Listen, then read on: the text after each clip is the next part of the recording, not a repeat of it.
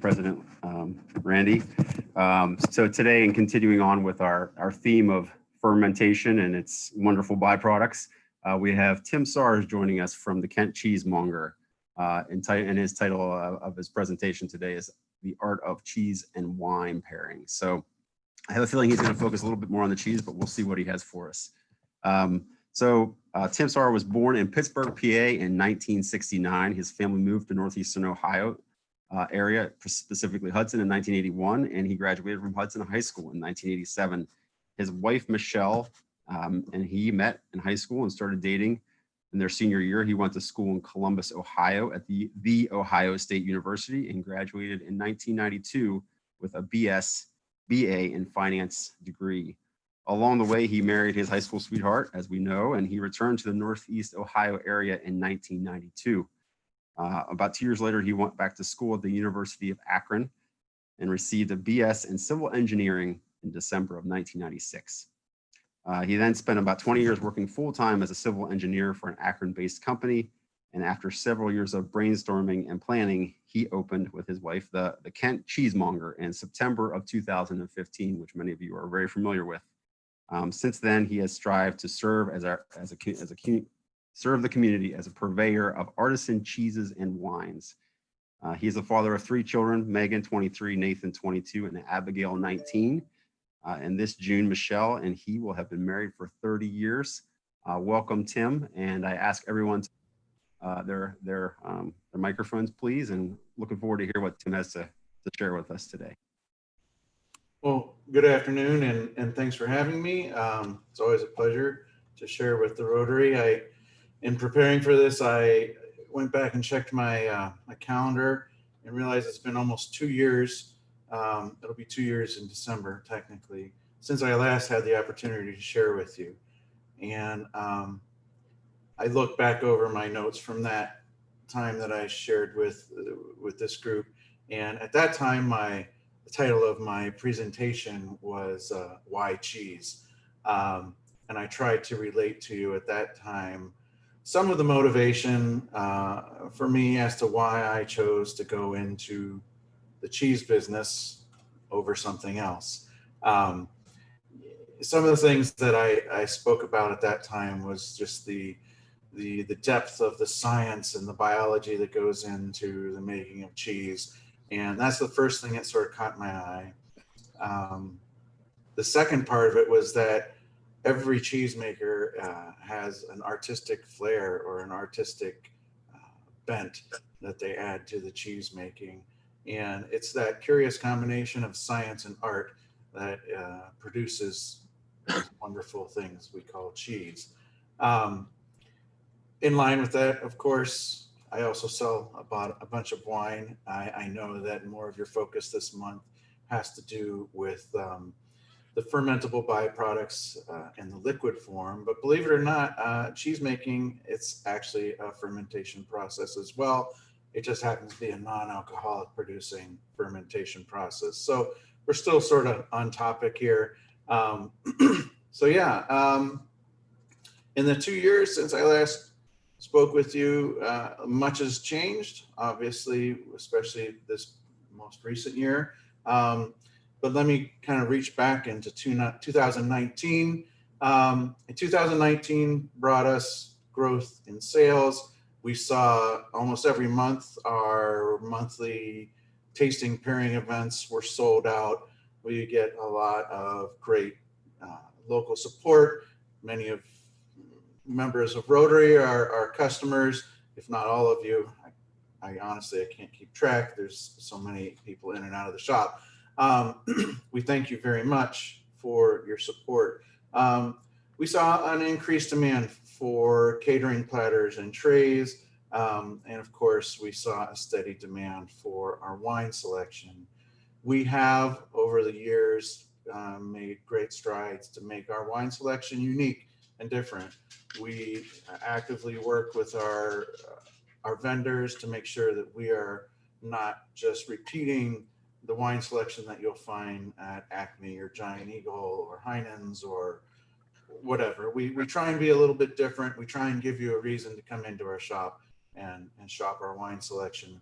On top of that, I just I have the pleasure of being able to say that we taste everything that we put on our shelves. We don't bring anything into the shop that we can't honestly say we have tasted, and it is worth your while to purchase and take home with you. So rest assured, if you come into the shop, we will be able to talk on an educated level, not only about the origins of the wines, but the actual taste of the wines. To that end, we can also help you pair those wines with foods you may be cooking or with cheeses from our cheese case. So we can always help you to put together a plate that'll serve your family or friends if you happen to be entertaining. Obviously, 2020 brought us to Zoom meetings and the coronavirus and isolation and all that kind of business. So as a business, we had to pretty quickly pivot and change our, not entirely change our business model, but change some of our day-to-day practices. We put substantial amount of time into upgrading and bolstering our website, which is www.kentcheesemonger.com. We streamlined the ordering process on the website, and we added local delivery. We started off with what we called Kent plus 5 miles, and pretty quickly found ourselves making deliveries to Cuyahoga Falls, Streetsboro, all over the place. So we kind of had to regroup and change that to 7 miles from the store address. So that kind of made it a little bit more reasonable. But we found out that a lot of people who were isolated still wanted good food and drink. So we tried to facilitate that the best that we could by bringing it to their doors. We had to obviously look at safe practices and bringing that to customers. So we did some reading. We talked to the health department. We made sure that every time our delivery people would go to a person's house, we were always masked up. We were always handing things to people at an arm's length and trying to keep as much socially distant as we could. And as a result, we saw a pretty marked increase in our delivery traffic. So yeah, it's been an interesting year to say the least. Obviously in the shop, we've had a lot less foot traffic. We have increased our sanitary practices to make sure that anybody who does come into the shop is safe. Obviously, our staff is instructed and required to wear face masks, and we do try and go out of our way to make anybody who comes into the shop feel as comfortable as possible. But even in the midst of all this change that we're going through this year, the things that we still see that haven't changed are people still love cheese, people still love wine, and people still love to share good food with one another. So there's still a need, there's still demand for the products that we have in the shop. And we're happy to bring that to you. Now I understand that you had Northwater Brewing in last week, and I'm sure that they shared about their brewing process and what they're doing at the new brewery, which I know I'm looking forward to. We sell a little bit of craft beer at the cheese shop, but our biggest focus, of course, is the cheese. And most often when you eat cheese, you're going to pair wine up with that. I contributed a few bottles of wine and a few different cheeses to the Lucky Taste Testers this week. And I know that there's always, people come into the shop and there are always questions about how do I pair, what do I pair, whether it's from the standpoint of I have this bottle of wine at home, what kind of cheese should I have with it, or I'm having friends over, we'd like to have a number of cheeses and wines, how do we do that? And pairing cheeses and wine, I know it can be a bit intimidating. I mean, to be honest, part of my journey through cheese and wine understanding and pairing started out from the standpoint of my lovely wife, Michelle, sending me to the grocery store saying, hey, grab me a bottle of wine. And I would go and stand in front of, those huge aisles of wine that they have at Giant Eagle and just scratch my head wondering what in heaven's name does Michelle want? And oftentimes I would come home with a bottle that had the most interesting label, because I didn't know any better. And yeah, I didn't know the flavors and so on and so forth. And so I get it. It can be a little bit overwhelming. It can be a little bit intimidating to come to the cheese shop or go to a wine shop, or even standing in front of those aisles at Giant Eagle or Acme or Heinen's or whatever it might be. It can be a little bit overwhelming, but there's some tricks that you can use. There's some go-bys that you can kind of use to get you started. When we design a pairing, we usually will always try and start with something light. Think of the first cheese and wine combination that you're going to prepare or present to your family or friends as somewhat of a palate cleanser. So we usually like to suggest a light white wine, something crisp. A Cabernet, a Sauvignon Blanc would be very nice, or a Pinot Grigio. There's some other white varietals that would be great. I'm thinking of a Fleisch, which is a really lovely Italian variety, but they're light, they're bright. There's a little bit of acid in the wines, and they just help to clean the tongue off. Those wines pair up really well with goat cheese or with a light, creamy cheese like a brie. And just something light, something bright, something easy to start with, something that's not going to really necessarily even challenge the palate, but it'll get you in the mood for more robust flavors as you move into things.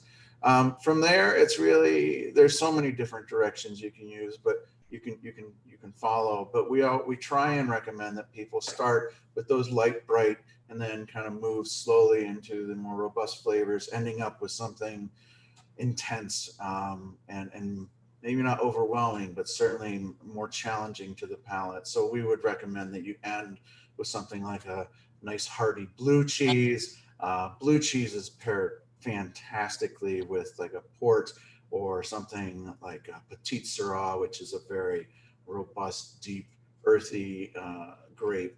And in between, you can kind of play around with different things. One of the pairings that I gave to the taste testers this week was putting a sharp white cheddar with a Cabernet Sauvignon. That's a wonderful pairing. Put it on your cheat sheet, use it at home. They almost always, Cabernet Sauvignon and a good sharp cheddar will almost always pair up. You don't really have to worry too much about which cheddar or which Cabernet Sauvignon. There is something about the Cabernet grape and the acids in a white cheddar that just naturally pair up. So if you're want to do it quick and dirty, grab a few things at the cheese shop, or God forbid you get it at Acme. Anyways, a white cheddar and a Cabernet, it's a hit every time. Other things that you can try are Alpine style cheeses.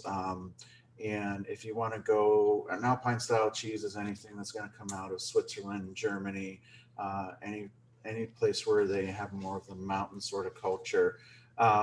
Those cheeses tend to have a little bit of a creamy base with some nutty flavors added into it, and they pair up really nicely with some of the lighter reds like a Pinot Noir. Other things you can look at are Goudas, which are, they have a little bit more of a sharpness. As you age them, they get sharper and sharper, and more robust in flavors. And those could pair up nicely with something like a Zinfandel. I say all of this to say that there's lots and lots of different things that you can pair. And if you're at any time you're struggling to get a feel for what you might want to pair up, you can always come into the shop and talk to us. We're more than happy to talk you through the wines, to show you wines on our shelves. If you have wines at home and you're just looking to try and pair something up out of our cheese case with wines you already have in your stock at home, we can certainly do that just based on general principles and knowing what certain grapes taste like, even if it's not something we have in stock on our shelves.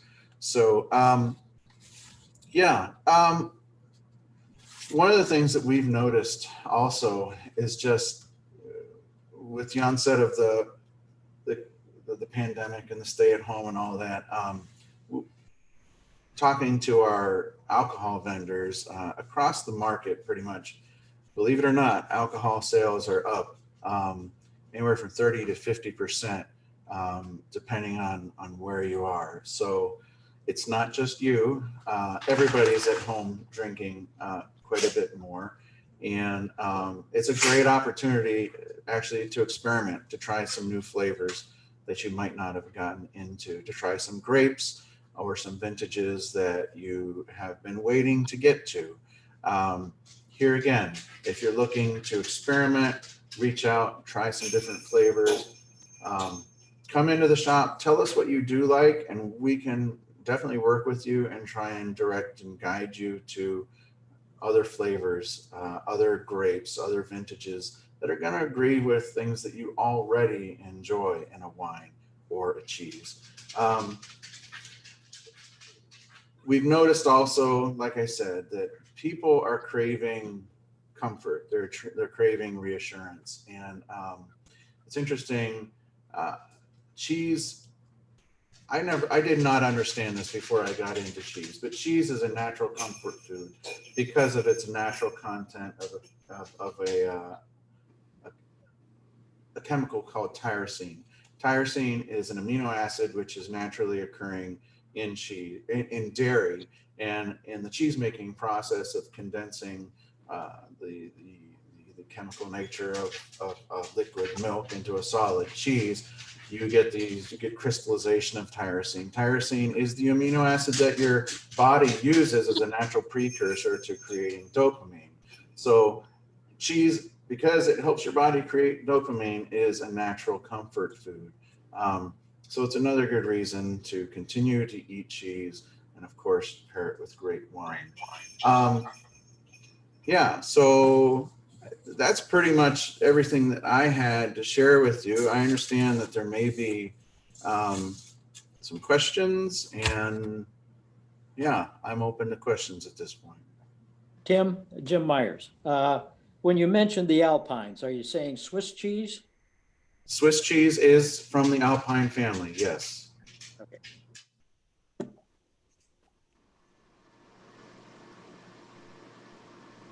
Tim, do you have any local or Ohio wines that you would recommend?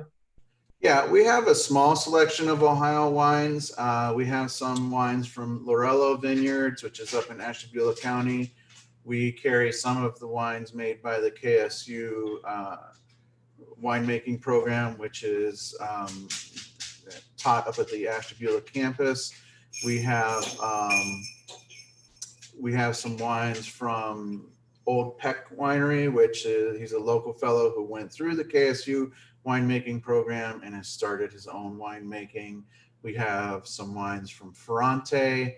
I think that's everything we have that's Ohio based right now. We've tried some different Ohio wines. We continue to try different Ohio wines. We try not to bring in, how should I put this with being diplomatic? We try not to bring in low quality wines. And one of the problems with Ohio wine making is that the grape growing season is extremely short. So the varieties of grapes that tend to grow in Ohio are usually high sugar and produce relatively, they're used to produce relatively sweet wines. Our shop, we don't carry a lot of sweet wines. Number one, probably because I don't like them very much. Number two, because over the years we found out that there's, relatively speaking, there's not a really high demand for sweet wines. Ergo, we don't have that many Ohio wines. Tim, my wife and I love sparkling wines, and you've done a great job. Your shop has done a great job with pairing them with some cheeses, because I struggle with what do you pair with some of those sparkling wines. Do you see that as a growth and people more liking sparkling wines with cheese, or is it still pretty much considered Cabernets, the whites and the red blends? But I see you carry a lot more sparkling wines than a lot of other places do. Yeah, we have expanded our line of sparkling wines. There's a few different influences that contribute to that.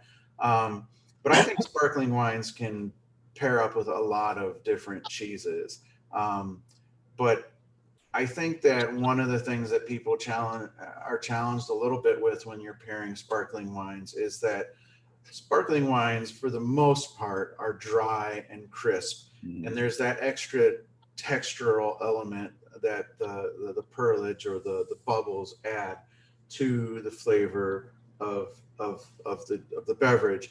And when you pair cheese with that, you have to take all of those aspects into account. And what we have found is that actually creamier and fattier cheeses like a double or triple cream brie are an excellent foil for the dry and bubbly nature of your bubbly wines or the highly carbonated wines like champagne or cava or the I'm totally drawing a blank on the Italian ones we carry. Anyways, and it's the fatty base that kind of lets the bubbles kind of like just bubble on top of it. It's just, until you try it, you can't understand that the two go together. But it's that curious, the creaminess against the bubbly sharpness. It's that contrast that actually play together really nicely and make a lovely pairing. I think when you are pairing any foods, whether it's cheese and wine or a lovely piece of a steak or fish or whatever, it's not always about trying to find something that is strictly complementary to what you are eating. Sometimes a contrast is a lovely way to experiment with your flavors, and a bubbly wine contrasted with a thick, creamy, say double cream brie is one of those times where you're taking contrasting aspects, contrasting textures, and you're going to put them against each other to actually bring out the strength, so to speak, of the two different things you're trying to pair together. Thank you.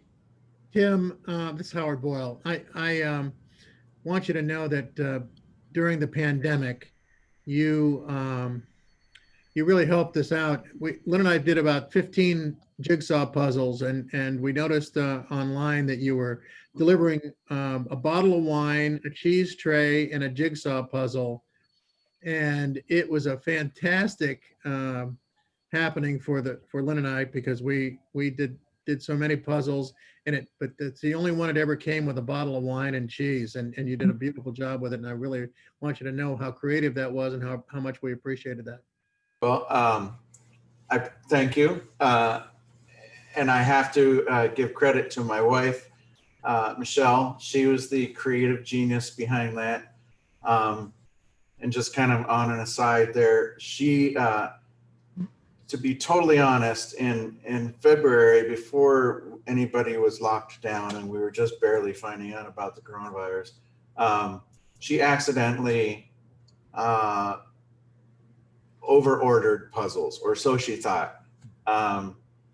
And I remember her coming home from the shop and saying, I might have made a mistake. I ordered these puzzles and then I ordered these other puzzles and these got back ordered. And she's just like, I might have too many puzzles. And then lo and behold, 2 weeks later, we couldn't order enough puzzles to get them in. And she was just like, well, what if we gave people something to do while they're working on their puzzle, and we can put together a little package deal. So yeah, props to Michelle. She is a creative marketing genius. Yeah, she came up with that idea and a lot of people enjoyed it. Hey, Tim, this is Al Barber. I wanted to mention to you and the group that there are some outstanding wineries within an hour drive of Kent. Unfortunately, in fact, my wife and I are going to be up there this weekend, but unfortunately, I think many of them do not sell through wine distributors. And I think that probably presents a challenge, but I think a shop like yours is ideally suited to highlight some of these wineries. And I will talk to them about how they might get their wines into your shop. One is M Cellars in Geneva, And the other also in Geneva is St. Joseph. They make outstanding dry red and white wines. In fact, St. Joseph only sells dry wines. So there are some really good wineries there. The problem is that you typically have to go to the winery to get them. Hey, Tim, Roger Sidoti. What practices might you now keep once we get out of this pandemic, let's say 6 months or whenever from now, something that you've done that you will probably keep as your regular business practice within your store? One of the things that I don't think people realize is, especially in Kent, just the high standard that our local health department holds food establishments to.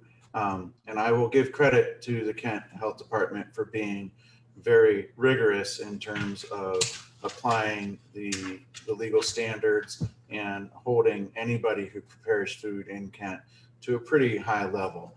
So going into the coronavirus, we were already using a lot of really good safe handling and safe health practices within the cheese shop. Washing hands, cleaning surfaces, disinfecting surfaces, all of that was done on a very regular basis to begin with. And with the advent of the coronavirus, really what it meant was taking these practices that we were already following and redoubling them. So we're disinfecting and sanitizing surfaces on an accelerated schedule during the day. We are more vigorous and more rigorous about using we can't use latex. It's, I don't know, the gloves that we wear. And we're even more rigorous about changing them. And anytime there's any question about have they been contaminated, I can't tell you how many more rubber gloves we're going through right now. It's just an exaggerated amount.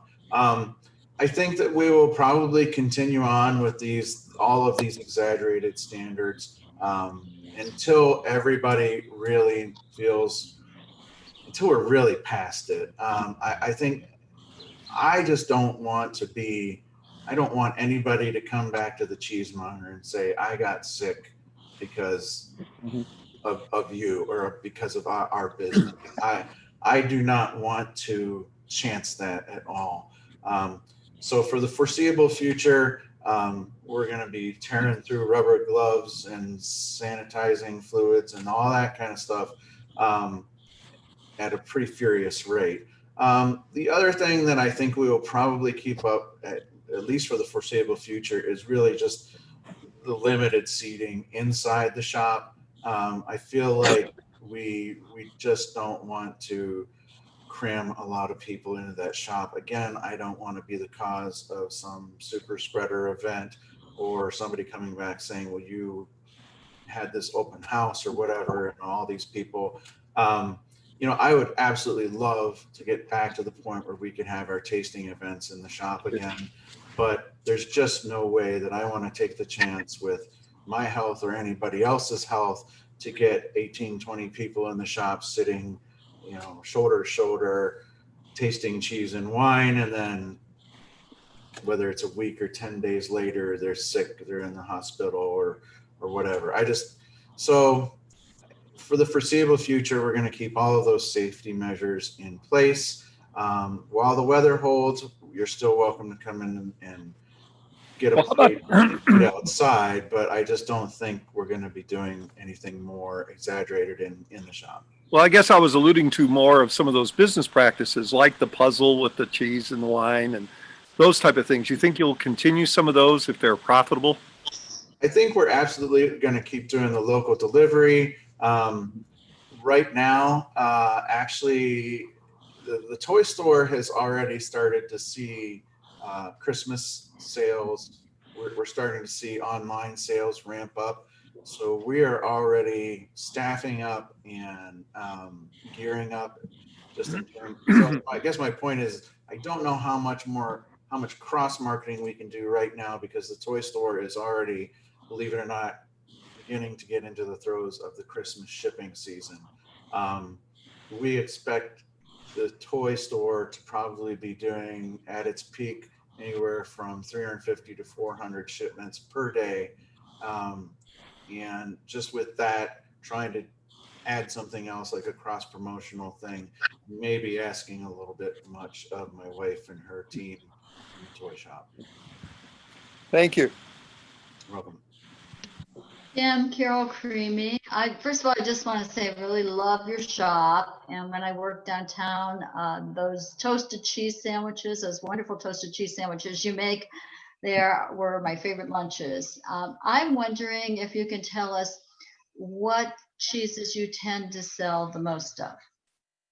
Well, I can tell you straight out that our number one selling cheese is the Applewood smoked cheddar, which is from Britain. That is actually a cheese that one of our customers begged me to buy for him. And the original buy, I had to buy 2 wheels. My customer said he would buy one, left me with a wheel. We cut it up, we put it out for sale, and it disappeared rather quickly. I thought that seemed pretty easy, so we bought some more, and it has continued to be our number one selling cheese ever since. So just, if you run a small business, listen to your customers, they might know what they're talking about. So that's probably our number one selling cheese. Outside of that, we sell a lot of blue cheese. We have about 7 different varieties of blue cheese, and as like a category or a style of cheese, we sell an awful lot of blue cheese. And the other one that I will mention is raclette. Raclette is a French and Swiss style of cheese that's used for melting over vegetables and whatnot. And we sell pounds of that at a time. We will have customers come in and buy anywhere from 1.5 pounds to 3 pounds to have a raclette night with family or friends. So those are 3 big selling cheeses for us. But if a cheese doesn't sell for us, we don't tend to reorder it. So the stuff we have in our cases are usually cheeses that people know and love and are coming back for. Hey, Tim, this is Tom Hatch. I was one of the lucky tasters for the week. And you may have noticed that I've been sampling all 3 of your cheeses that you recommended during this meeting. But I thought perhaps you might explain to the rest of the group the wines that you chose for us to taste and the cheeses that you paired with them. Sure. So we had 3 wines. We had a white blend, which was the Maryhill Winemakers White. We had a Rioja, which I can never remember the name, how to pronounce that one, but it's a Spanish red wine, which is a blend of Tempranillo and Grenache. And then the third wine was Burnside Rhone Cabernet Sauvignon. So starting with the white blend, which is called the Winemaker's White, I paired up a cheese called Quadrello di Bufala. It is a cheese that is made with water buffalo milk. The family who makes that cheese is in Italy. They have a herd of 450, 500 water buffalo that they care for. And they have anywhere from 250 to 300 of them are in milk at any given time. The family's goal when they started to raise the water buffalo and milk them with the purpose of making cheese was to try and replicate as many traditional Italian cheeses as they could that were traditionally made out of cow's milk, but make them out of water buffalo milk. To date, I believe they make 14 different cheeses that are homages to one or another of a traditional Italian cheese. So the Quadrello di Bufala is an homage to an Italian cheese called Taleggio.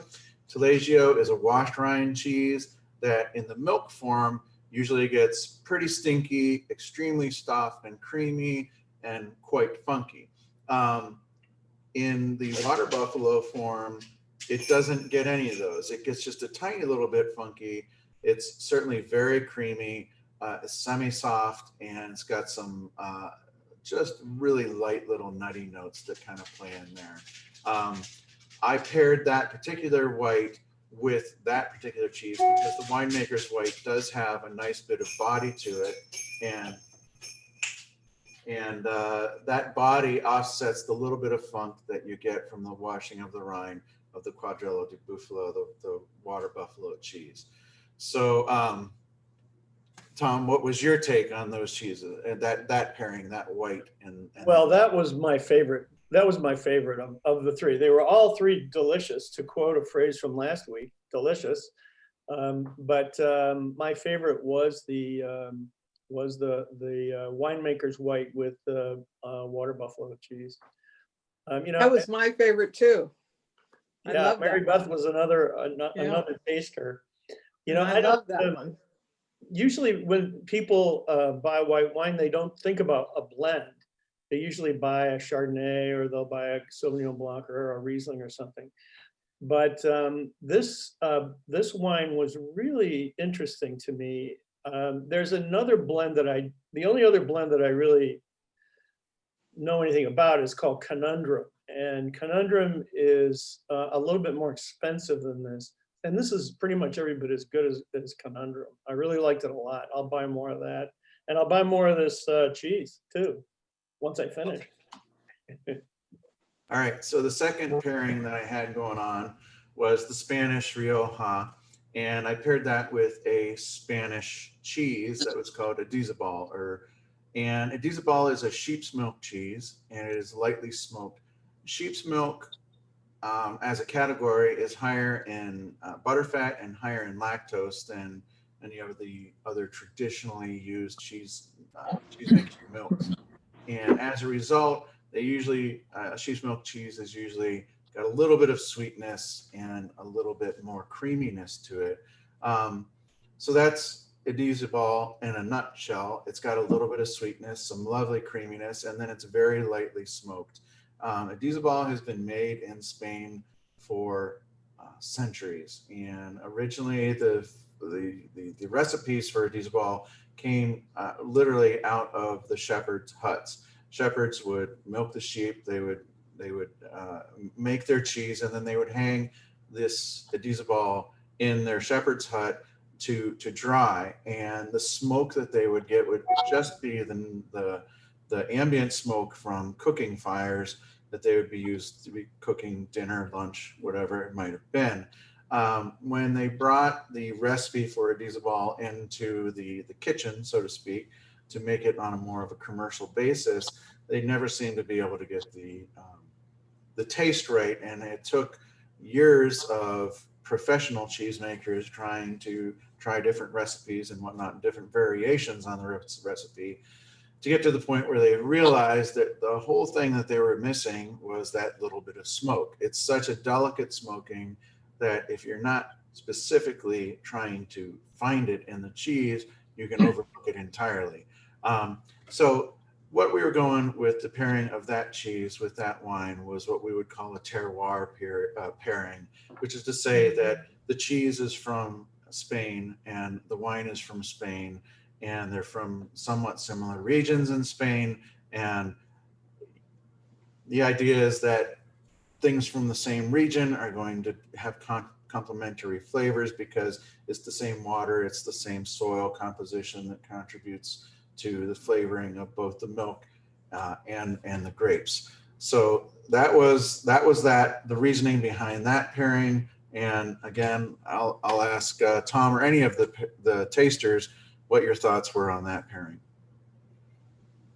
Mary Beth, do you want to add anything here? I thought the smoky flavor was lovely, really, yes. And the wine was, the Spanish wine was delicious. I really enjoyed that one. A Taste of Spain. I did too, and I thought, I really need to have some pasta to go with this.